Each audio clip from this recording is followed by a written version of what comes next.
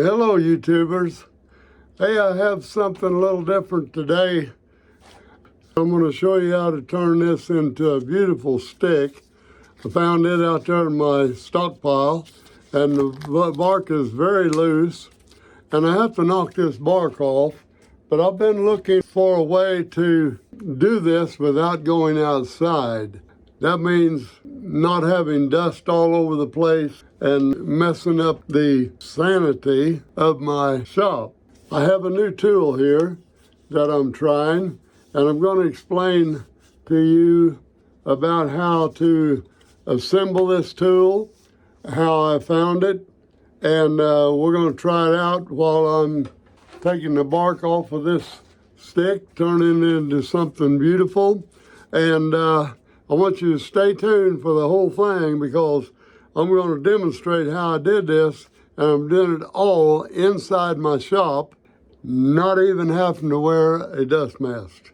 So stay tuned. Let's see that part, and then I'm going to go through the whole procedure about how I turned this into a beautiful stick. Not exactly a walking stick either, but it's a beauty, and you need to stay tuned and see how I did it. Let's get started. It's summertime here, and it's blazing hot out in the tent. It's been almost impossible to go out there to do my debarking. But now I thought there must be some way to catch all this dust so I could do it inside. Stay tuned, I'm going to show you what I did so I can do this inside. This is a thingamajig that goes over your angle grinder. Has attachment that goes onto your shop vac. It even comes with a hose adapter that you will need. So let's get started and see how this thing works. I've cut this open, and it has a nice little lever. Once you get it adjusted right, you just pop that lever down and that clamps it in place. And it has brushes all the way around. You can actually grind this way with it, or you can completely shut it off with this little swivel here. It snaps in place. Then you have a total enclosed dust catcher here that goes right into your shop vac. Let's get started and see how this thing works. Take my hose out of the package. There's the adapter. This is a short pigtail, and it has several adapter pieces of different sizes that you can use to adapt it to about any angle grinder that you have. Now what I've chosen was this thick one here, because let's move the camera down where you can see this. Right now you see I have a small one that would fit in my hand better. But anyway, this there, after you take all the fittings off of it, which is right here, have these two fittings. One of them went on there like so, and then your grinder would go on there. So you want to take these two adapters completely off, and we see it has a flat on it, but look, it don't fit down on there. It's real loose. That's where the adapter comes in. You put this adapter on there, that fits that really well there. And it don't matter which way you have it turned. Now, we'll press that right down on there. And so let's just snap this down in place. Now, it's on there, fits real well. Now I have this thing snaps around, and it will partially close, whatever it is. Like I said, a cutoff wheel, you might want to leave that off. If you can, like my bark removal, I think that'll snap around. That gives me a total enclosure here for the dust to go right into my shop vac. So now, what we want to do is take the one that don't have the threaded piece, and it has a flat on it. You get it down on that flat, and then you put this on, and that holds its center, and then you want to turn it over. Let's go here, and I think I've got that trigger locked down now, and you hold that down where the shaft won't turn, and you can tighten it up. So you won't have to get it real tight, and you want to make sure it don't wobble this way. That's pretty good right there. And that's the trigger that I was holding. You hold that down, and that'll prevent that from turning. We have these extra parts that we don't need, but I'm going to keep them because this will fit on a different grinder. Let's look at the adapter now. That adapter will go right over that, and we'll set it over here in position. Reposition the camera now. Now I'm going to try this just with safety goggles on. I'm going to try it without a mask so I can see real well what it's doing. And this is a good test for it because this is real loose bark, and some of the bark may just fly off of there. I don't know. This is a good limb to do a test on. With this adapter now, it'll plug right in just like that. Just a snug fit there. Once we get the grinder going, we should be able to just really knock that bark off without too much trouble. You never want to try to put a blade on or mess with the blade at all. Make sure it's unplugged before you do anything around the grinding disc at all, because that could end up not very well. I think we got it. I'm going to see. It's the first test. Turn it on. Sounds pretty good. I'm going to start the shop vac, and then we're going to go grinding some on this and see how it works.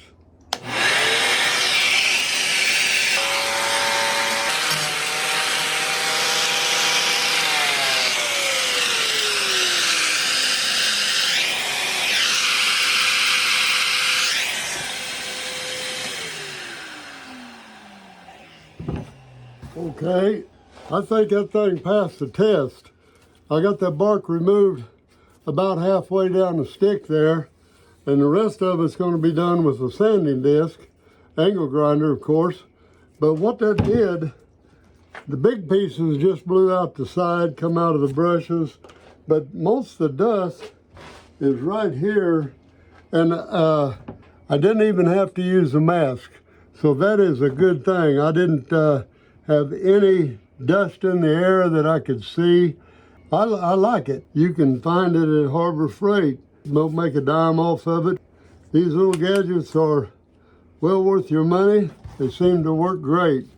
I'm going to carve a simple design on each end of this stick. So I'm going to carve a little bit out this way, a little bit under here. And there you have it. See the picture there? We'll take a bandsaw and cut this out, cut a little in here, and then we'll make this cut down this way. And then we're going to come back and draw another picture down this way. That will give us a rough cutout of a bird and a little bit on the other end. And then be back and show you what that looks like. I decided to cut one of these out on a bandsaw where you can see. So we're going to turn it on. On the shape there, now we have the top here. Remember, I still want an outline of this bird, so I'll cut down this way and down this way. That'll get the beak, and then we want to neck this out right here again. So if you don't have this though, you can get it on a bandsaw. Now this is a multi-directional blade. I'm going to do some carving now to round this up. It just kind of gives me a blank for a bird. You don't even have to follow a line, just kind of get it roughed in there. And back out again. Now you see the bird this way, and you see kind of the outline going down this way. So now all we have to do is take the Dremel, and we will start rounding this off, making this beak, kind of round the head up, and then the neck can be formed. So I'll get the other end, and then we'll get over to carving booth and show you the process of shaping this up.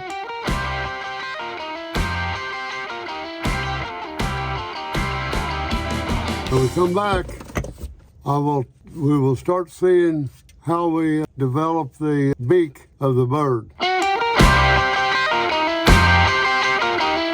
You want a wood burner first. Going to get that other end done. It's going to be very similar to this. And then we'll be back and do some painting. I'm going to do a little bit here in my office, in my shop. You see I have the eagles done now on both ends. You see the other end is the same thing. The eagle may be in a little different angle. We're going to end up with painting the head and everything and putting some stripes on this. Okay, I got the camera turned down here where you can see in my lap I have the stick. And I'm going to come about 4 inches down or wherever you want to start at. And I just get it around and then I tear it off. Now this next one I want about the same distance here. So you go there and kind of get the same measurement in between. When you come back around, make sure your stripe lines up and then just tear it off.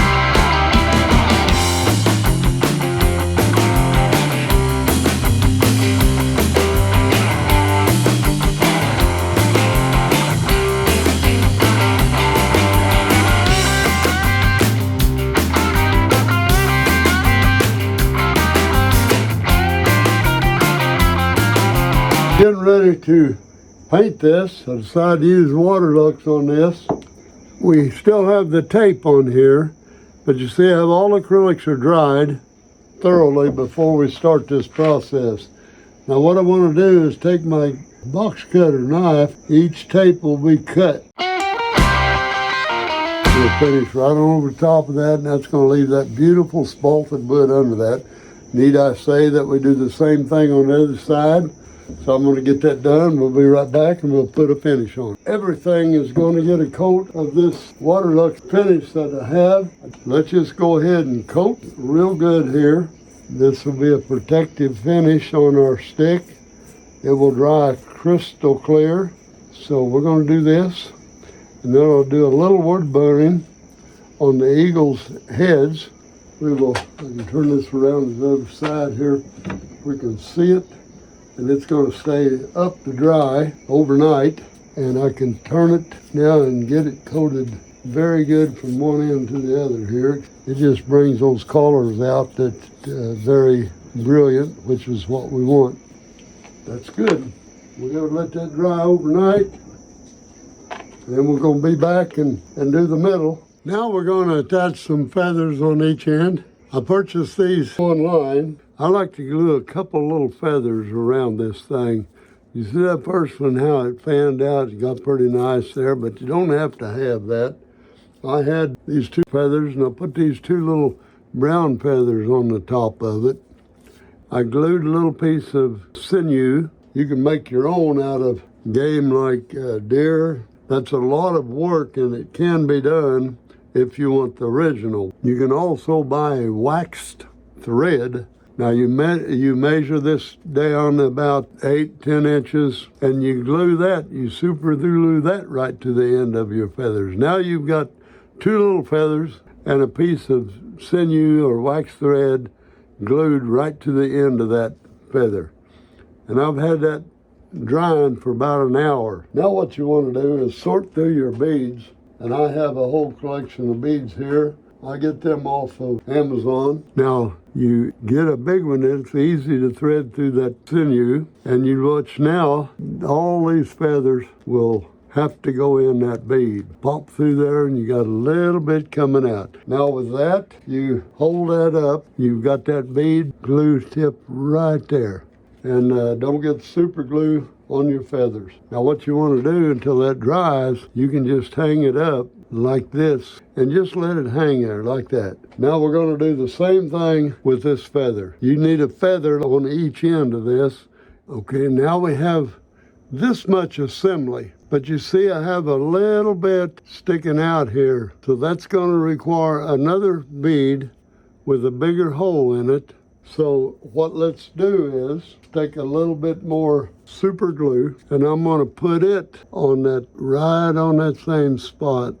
Put a drop. Now I've got a little there, and don't get it on your fingers, because when you do, your feathers will start sticking to it. Now then, you just pull that, put that over your string and let it fall down. Now you've got two beads on that, and the big hole will allow you to slide that down over the feathers that's sticking out, and that will glue them two together. Now you have a nice assembly right there. This time you can lay it down pretty well safely to dry. And now we'll do the other in the same way. There's what we got so far. We've got two feather assemblies here. It's got the sinew cord coming right out of the end of them. I want two red wood beads, and they got a smaller hole, as you can see here. Yeah, I got one through there, and it'll go right on down against that feather assembly. And we got to get two on each one. So as soon as I get that done, I'll be back and we'll go to the next step. I whittled this down some to where my beads won't slide up or down. But what you're going to do now, you remember one of these assemblies has two red beads on it. The other one has three, and there's a reason for that. And you'll see that after we get it on. So what we want to do now is get your bigger beads, 16 plus beads, and they got a pretty good size hole, so you don't have a hard time fumbling through it. Go ahead and string them out, and you have different colored ones in there. I would just randomly put some on there. I got 3 of them on there, and then put a colorful one on, and then 3 more brown ones. Now you want to get around here, and you want this bead to go all the way around the neck and come out and tie in at the red bead, and let the red bead stick out of this necklace that you're making for the eagle. Let's put 3 more beads on there and we'll take a look. I gotta make it match.